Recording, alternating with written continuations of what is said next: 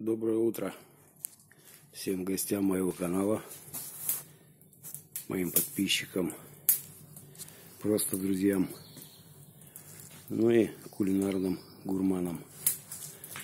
Вчера закончили дымоход, протопить не успел. Вот пришел на работу 8:30, ну и не мог не затопить. На улице тихо, обещает дождик, ветра практически нету, горит сказка. Дрова хвойные, то, что нашел на объекте.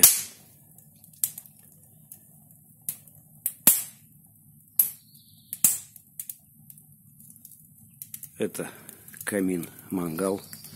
При необходимости здесь будут готовить шашлык. Для этих целей сделал этот бортик. В местах соединения поставил калийную вату. Уголок тоже не примыкает непосредственно к кирпичу, к несущим стенам.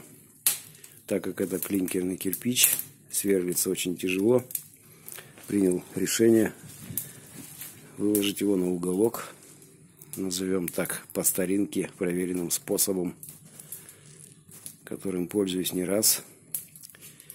И вот там будет столешница у меня с мойкой. Точно так же выложу на уголок, который будет виден только изнутри. Первый всегда снимаю. Есть видео по этому поводу, как его вытаскиваю. Все еще впереди, все увидите. Короб у меня будет из вермикулита. Так как есть у меня деревянные конструкции, я должен полностью обезопасить их. Оставил 3,5 сантиметра вот здесь. Специально для того, чтобы туда вмонтировать вермикулит. Был вынужден сместиться дымоходом, потому что вот эта балка мешает.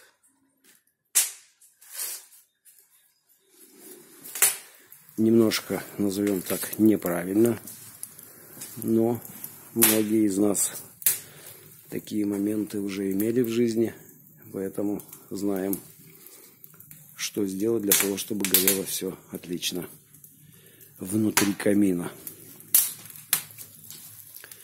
Заслонка обычная, лепестковая, без всяких уголков. Помещение будет застеклено, но неизвестно, как часто будут пользоваться камином, и чтобы через какое-то время сама заслонка не прикипела, не приржавела, сделал обычную, без уголка, с пазами в кирпиче. Вот такое у меня утро.